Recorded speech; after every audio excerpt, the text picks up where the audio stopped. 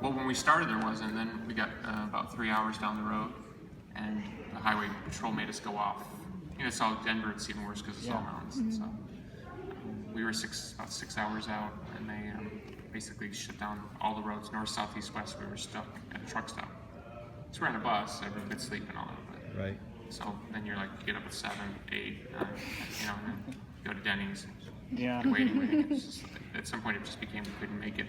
We tried to rent 4 different private planes. That didn't happen. Was that show going to get rebooked? Probably not, because it's just routing. It's just I saw where people were writing that, and I feel bad, but I mean, it's not reality. I mean, Right. The next show was in Detroit. You know? Right. So it should happen, you know. If we feel bad, but let's have to make it up next time. Everybody here? Is this everybody? Welcome. I usually play a few songs and then we talk. So, okay. Lovers of fear, familiar ghosts, to those danzians that I miss the most. By the gun, a silver shield. If I cry out of love, there's nothing real. Bless me,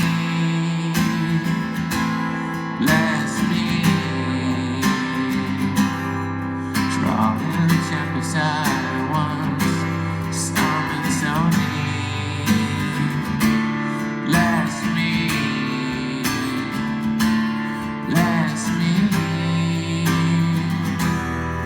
cue the old strings that strain a son of me. Blood for blood, and blood for fear. Fear felt this within.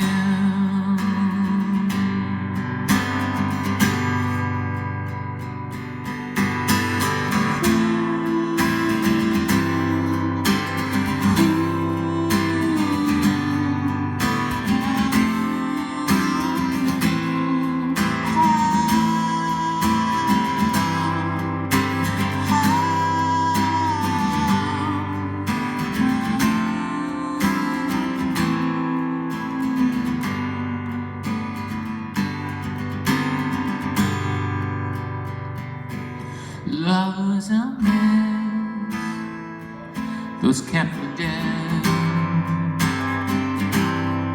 Just remember the cost of what's been said by those or proxy on your breath like indelible ink. Bless me,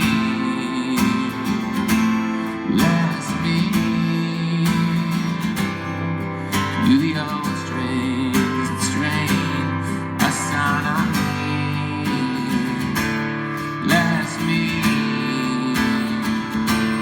Bless me, drawing tempests I once summoned so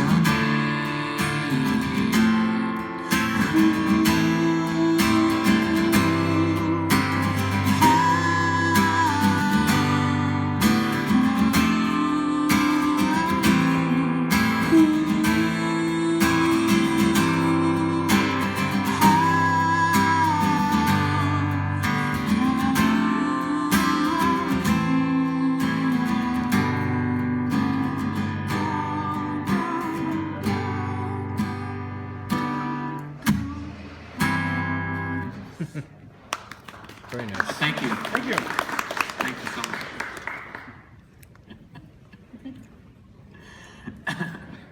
You guys are so boisterous, I can't even process the love. Yeah.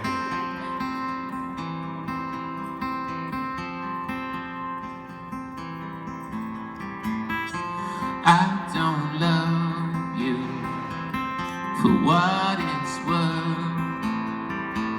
So if you're leaving, can you hurt? Cherry blossom. This is goodbye. Come here lately, you fly. When they say when it's one, the world tells you first, then you know what to hurt.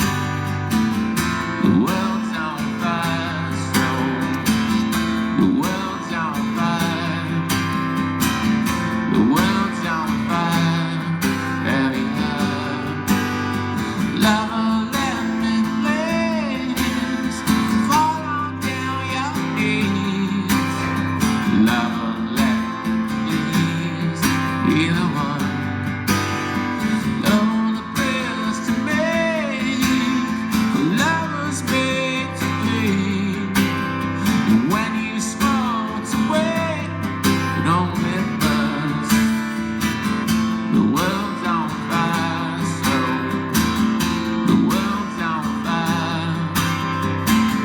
The world's on fire. Have you heard?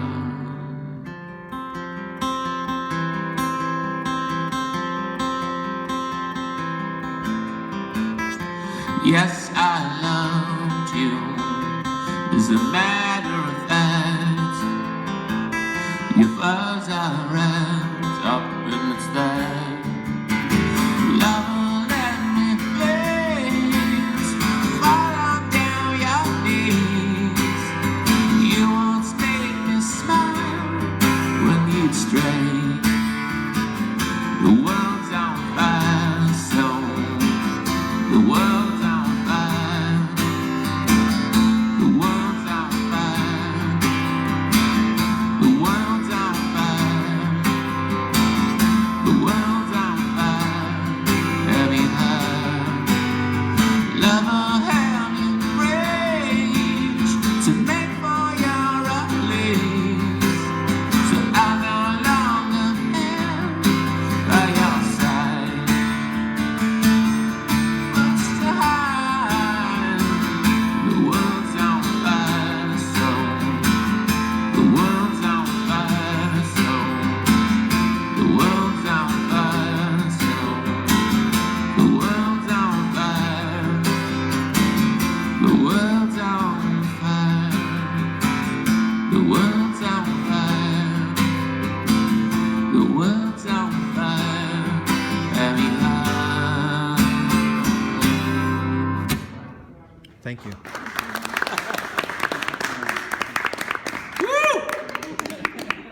That's one of my favorites Oh, right thank there. Yeah. Beautiful song. A fine song, as we say. Yes.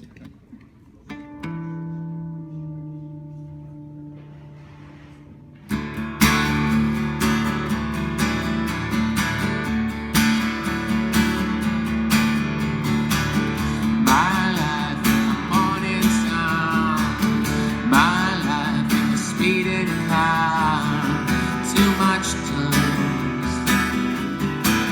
My life in the empty breeze, my life in electric wire, too much to lose, too much to lose. My life to you, to hear the way that the world keeps calling. My life to you, to show the way and I'll keep it coming. Too much to lose, too much to lose. My life to you.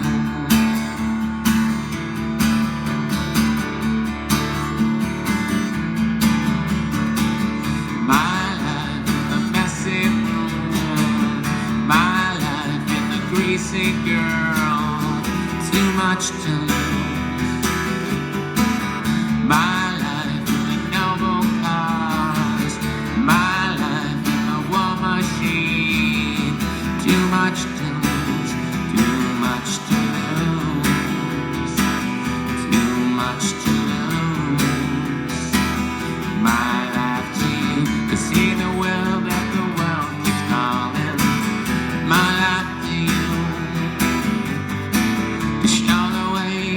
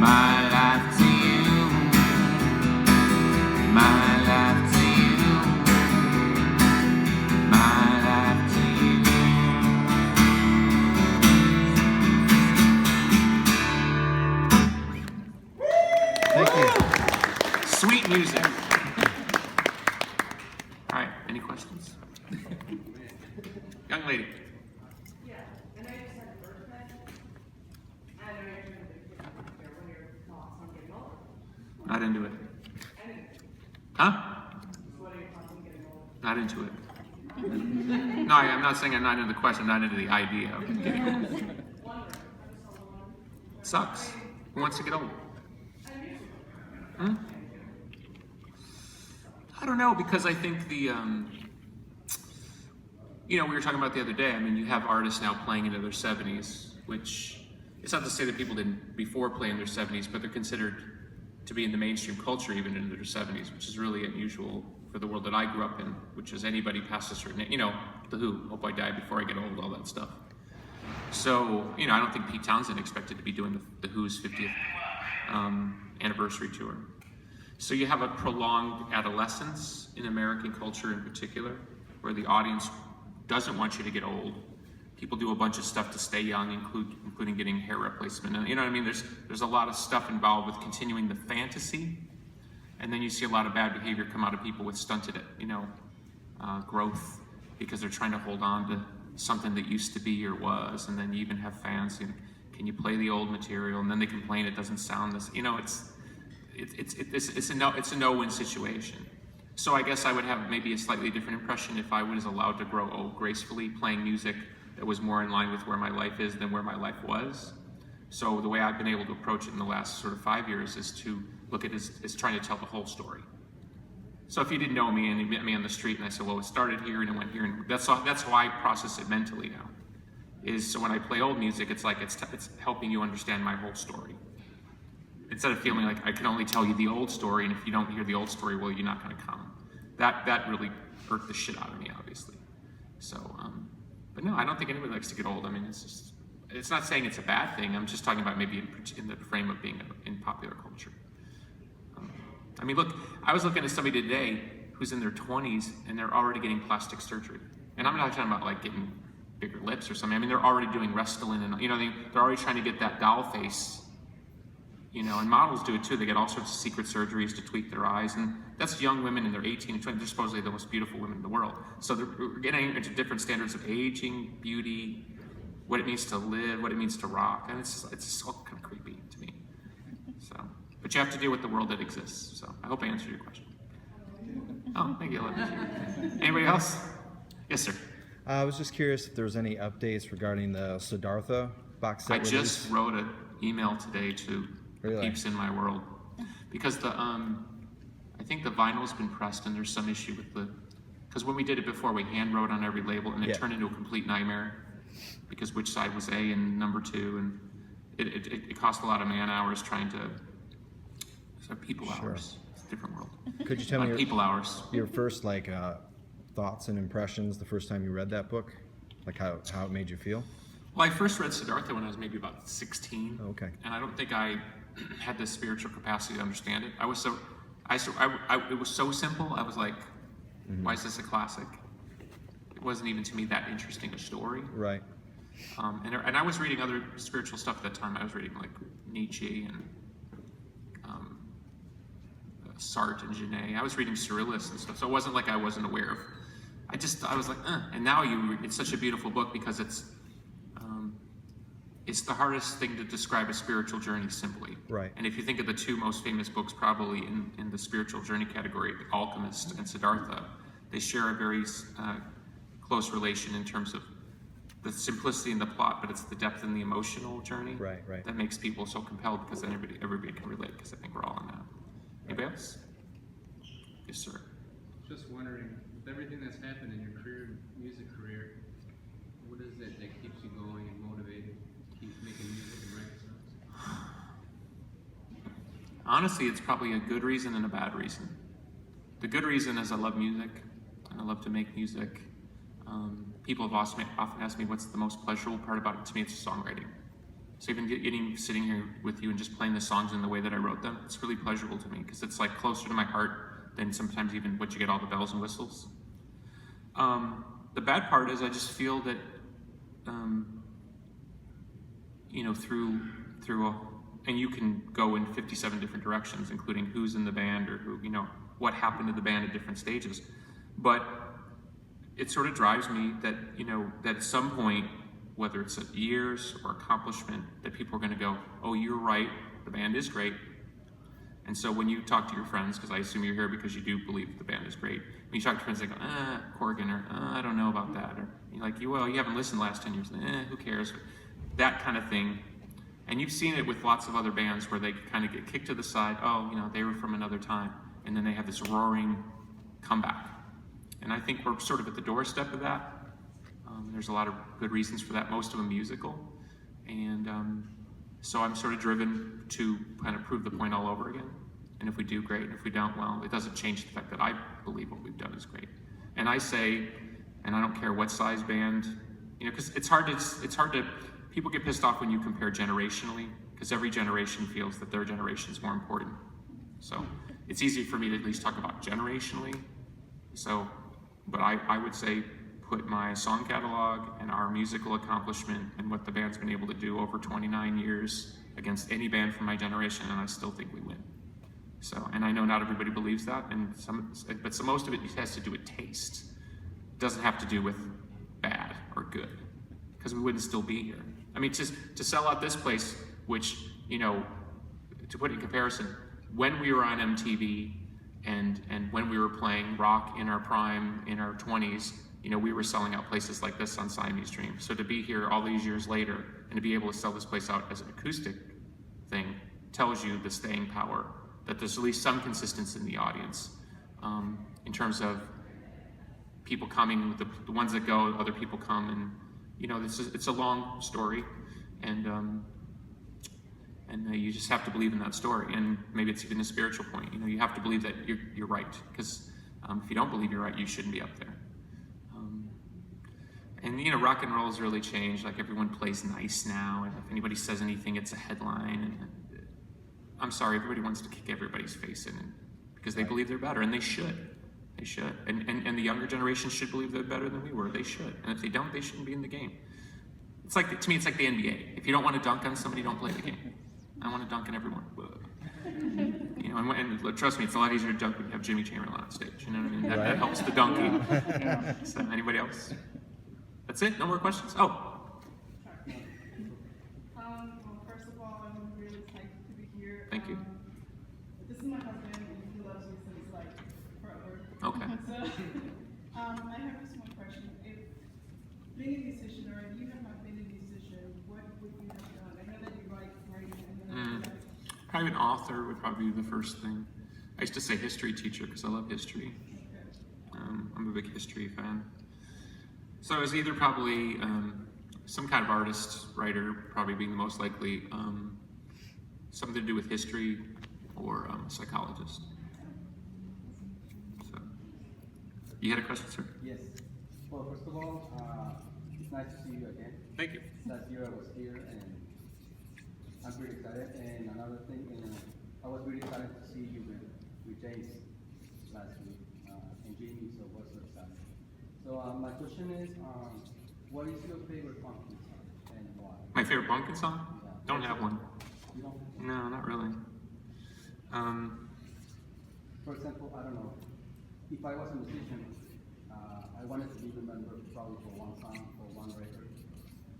What you can say, when I die, I want the people to remember me for this song. Well, you could argue I've already done all that, so that's what I'm saying. If I think like that, like people say, I got buried tonight, or, And for me, the best pumpkin song is Name. So, because it has a lot of emotions. Yeah. Personally for me, and of course for you, but I don't know, I'm just curious. Yeah, I mean, most of my favorite songs aren't songs that people like or point as important songs. So, I think it's like, I haven't found necessarily where really personal work translates to someone like you. So maybe that's why actors do big movies and little movies, you know what I mean? For me, there's big songs and little songs, but it's the little songs that are more interesting to me because they're sort of closer to me. The big songs are always like, they seem to be the culmination of a lot of other things. It's sort of like the icing on the cake of a lot of ideas, and then it all comes together kind of in one song.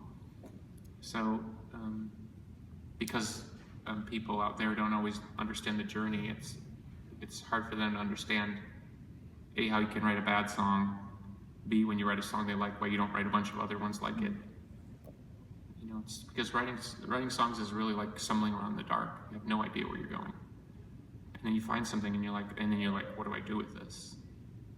The one thing I really noticed about playing this show is there's so much music in the show, meaning there's so much different types of styles. It's like, it's crazy, because one second we're playing, you know, almost like a ragtime song, and then we're playing like dark electronic, and it's totally all over the place. But that's what I'm saying, the journey is surprising. So I have no perspective.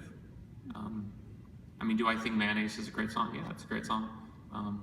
But I could point to 10 songs that I would think were just as good, and you probably never even heard them. So it's kind of like, same pressure, you know. I feel like I got to say a song that somebody knows, you know what I mean?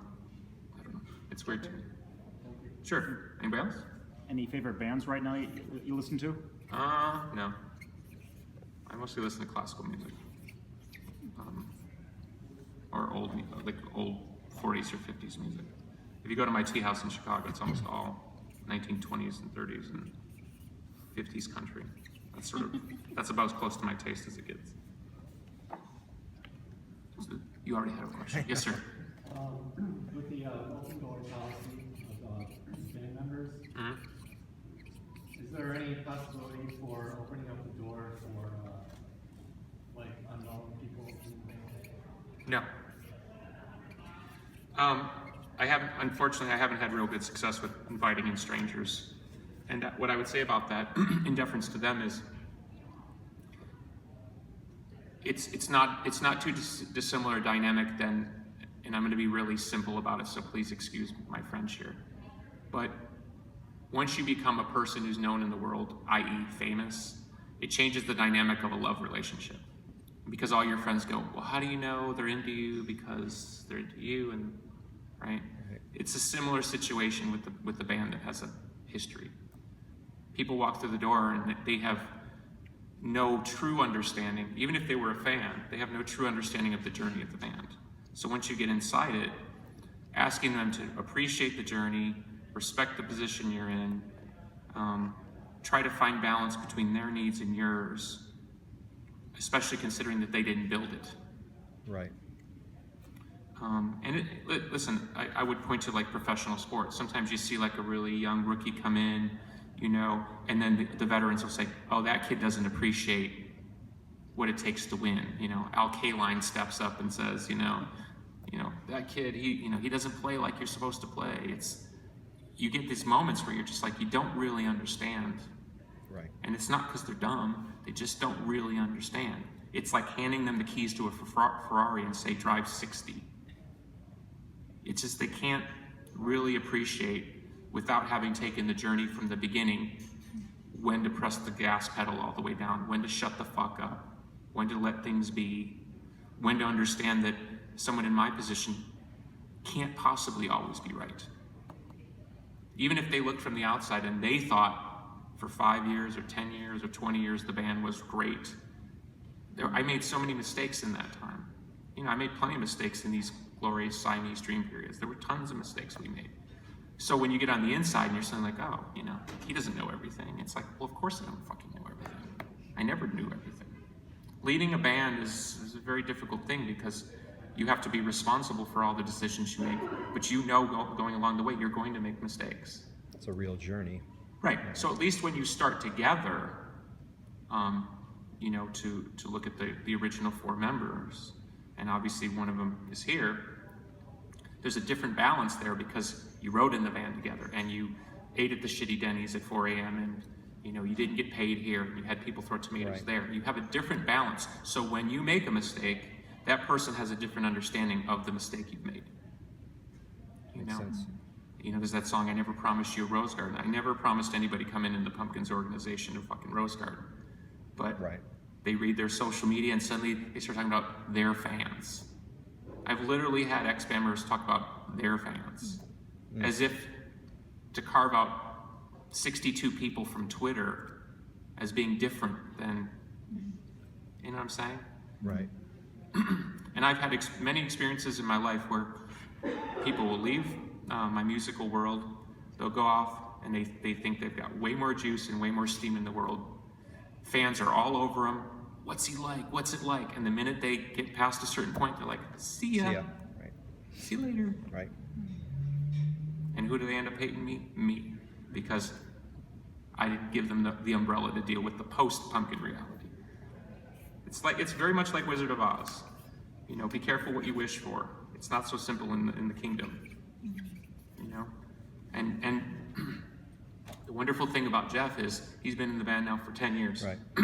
And he says to me, because we're very good friends now, he says to me, man, I've only started really understanding in the last 2 years. Right. And Jeff is totally smart, basically gave up a collegiate job as a teacher to join the band. Right. I mean, you couldn't find a smarter human being. Literate, cool, great parents, the whole schlemiel. And he said it took him about 8 years to even understand the decision-making process and why you would say no here and yes there. Right. Because in his heart now, he is a Smashing Pumpkin.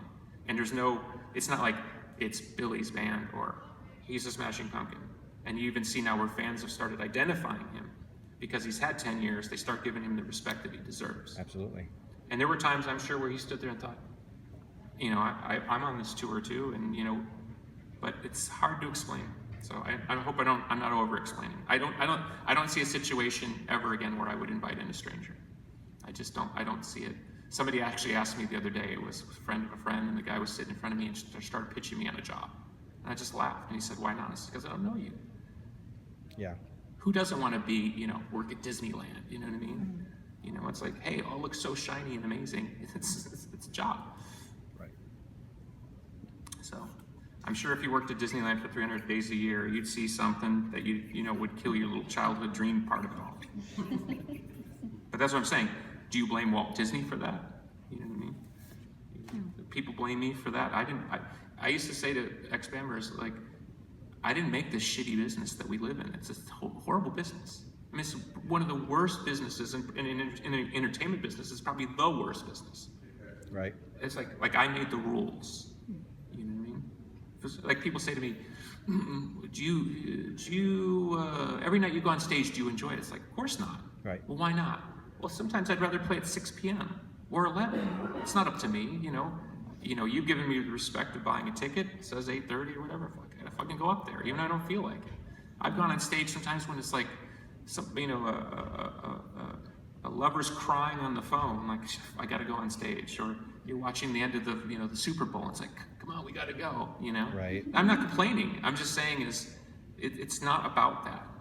You sign on to a relationship with the audience that you have a responsibility to do your best and give your best. And trust me, in a lot of those cases, I saw people not give their best from 5 feet away, 10 feet away, and be like, what the fuck? Right. Because to me, that bond, no matter what I've said in terms of being negative, that bond is sacrosanct. If you're not going to do your best, then it doesn't mean anything. Then there's no trust. Right. Which is why after 29 years, we could show up here and play a show like this, because you have built that trust over time, that you are going to give something that's worth something. Okay, one more question. Young man. I am kind of on those who do not remember history. Can you talk a little bit louder? I'm sorry, I'm really deaf. Yeah. I kind of believe in the whole, if you don't remember history, your dues repeat it. If you're in a situation now where you can get the word out, what would you say we are in worry of, doing again? You talking about the band or in life? Life in general.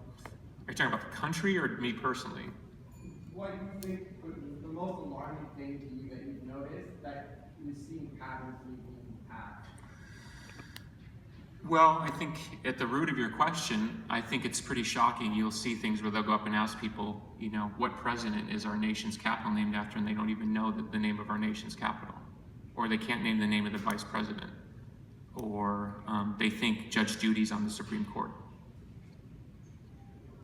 So to take the tenor of your question, if people are too stupid to even care to want to know the world around them, well, what does that say about the kind of decisions they're gonna make in life, in relationship, and then of course, as the citizenry of this great country, because they're going to pick someone because they're going to give them free tuition.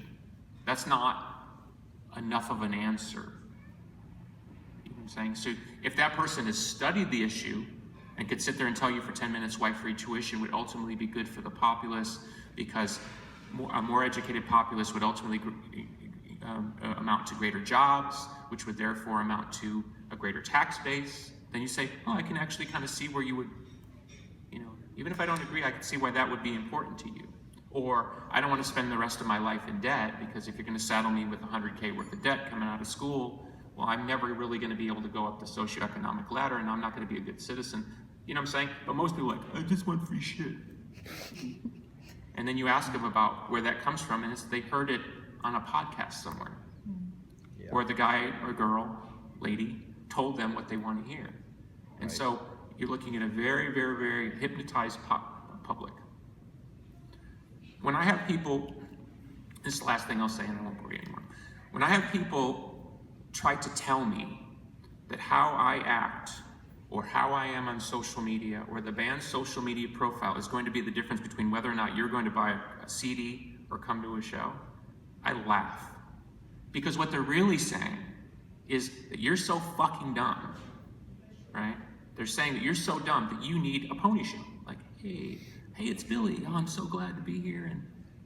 And that's never been at the root of why people are attracted to this band. So to get deluded into these side ideas and arguments about what it means to be great just shows you how little faith that people in the industry have in you to be good consumers. So what they do is they think, well, we got to give it away for free, or we got to trick them, or we got to blah. And I'm on the total opposite end. I think if I provide a quality that is a one-of kind of quality, you'll always come. Now, maybe you won't come in great numbers, but you'll still be there 5, 10, 15 years because I'm playing till the end of the football game. Who cares about winning in the first quarter? It doesn't mean anything. And that's why I go back to the generational topic. Think of all the bands in the 90s that were like, ooh, they're so amazing. Where are they now? Okay. Right? Yeah, they're gone. And we sat there like this. Because we just knew. Because we were students of rock and roll. And we knew that you're better off being Black Sabbath and Led Zeppelin and Cheap Trick than you are being, I don't know, Ronnie and the Ringtones. But every year, we had to sit there and, oh man, Ronnie and the Ringtones, they're so fucking great. Have you heard their new single? So you buy the CD and you listen, and they're like, the album sucks. Well, the single's good, but fuck, the album sucks. You talk to the person, you listen to the album? No. You buy the album? Yeah. That song, wow, Ronnie and the Ringtones. Quality and being curious about your environment, really appreciating people at a fundamental level, and not confusing lack of education or lack of culture with lack of intelligence. I grew up around a lot of stupid people who were not dumb, but they chose to lead really stupid lives and did everything in their power to try to convince me that the dream that I wanted to have in my life was a complete waste of time. And then 30 years later, you run into them at the mall, and they're like, huh, you were right, you know? It's like, yeah, no shit, you know? I remember when I used to come over to your house, and you'd be up in the bedroom playing guitar all day. I could barely get a word in. I was like, yeah, there's a reason I practiced, you know? Doesn't guarantee anything, but at least it got me somewhere. So, devotion to something requires commitment. Commitment requires effort. Effort requires risk. Risk requires the possibility that you're going to fail. There's no other way around it. And if you look at, just to finish on the entertainment business, if you look at the entertainment business, it's about minimizing the risk to convince you that who you're looking at is some sort of demigod. And I often invite people, pick your favorite demigod, and actually do the numbers. See how many true things they sell. Being gossiped about doesn't mean you sell anything. Now you might sell web clicks for somebody, or National Enquirers for somebody. You know what I mean? I reserve demigod status for like Bob Marley, Jimi Hendrix, the Beatles, who affected culture, affected consciousness, and soul shit. And I gotta sit here and every year and listen to how somebody who's never done anything in their life is some sort of god. Because we've created a sort of death culture that celebrates like perpetual adolescence and stupidity. And what really shocks me, and this is a personal comment, not a professional one, it shocks me that if you talk to most people, they know it and they still go along with it. Now, if they go along with it because they think it's funny and entertaining, great. Like if you want to watch, you know, whatever, blah, blah, blah, great, have fun. But then if they don't connect that dot between their own sort of moral and or cultural degradation, then they're dumb. Right. You know, if you go to the Roman Colosseum, like last time we were there, we took like we paid like this brilliant guy to take us around and actually show us what it was really like. And the guy goes, it's like basically it was like a 60,000 seat football stadium. He says, see up there, and you look at the very top ring. He said, those seats were always free. I say, why is that? He goes, because no one could complain that they couldn't get in. The emperor made sure that the top row was always free, so the people always felt that he was on their side. Smoke and mirrors, right? Mm-hmm. So yeah, so when you click on something and you think, oh, this is so funny, or oh, look at somebody's penis pic, ha ha ha, it's not free. Nothing free there. Colonel Tom Parker, who was Elvis's manager, he always said he was going to write a book, and the title of the book was called "How Much Does It Cost If It's Free?" So we live in a culture that's constantly telling us music is free, the dick pic is free, da da da da da. Nothing free. Ain't nothing free. Make sense? Absolutely. All right. Nice talking to you. I just got to finish signing these up. Thanks for your time. Oh, thank you. Thank you, Billy. This is Justin.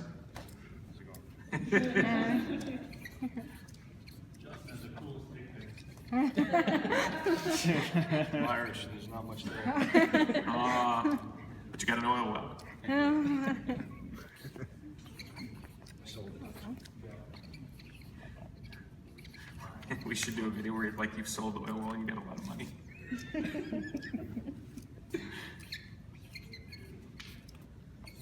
Get good. One of those big 10-gallon hats. Now we could you get like $100 to $100 bills. We just go to the corner, you get all the big 10-gallon hat, and you just start throwing money. We should do that. Do it See? in Texas. See, I talk all high and mighty, and then we sit around and think of stupid shit.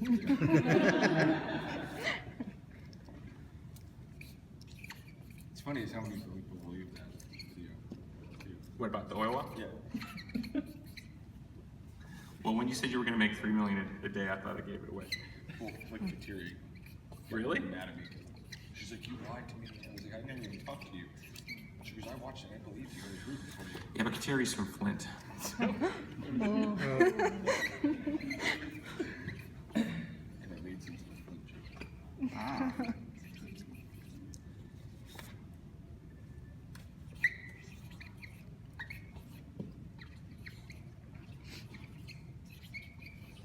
Next time on the Blog Aquarium. What's that? Next one on my Blog Aquarium. An aquarium?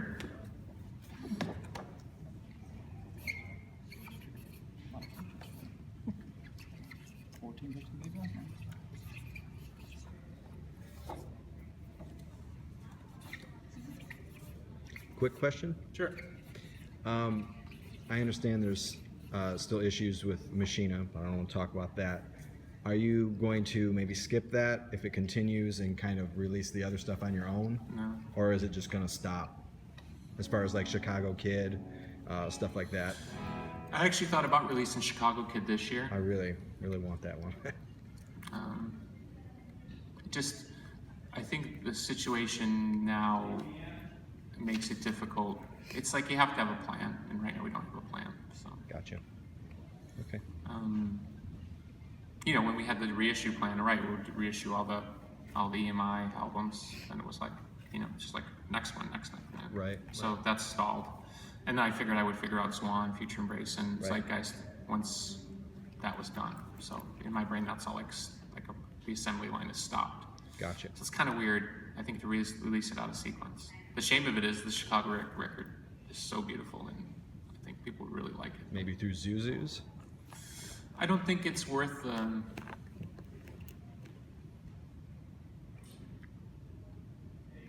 What are we going to sell? 5,000 vinyl albums?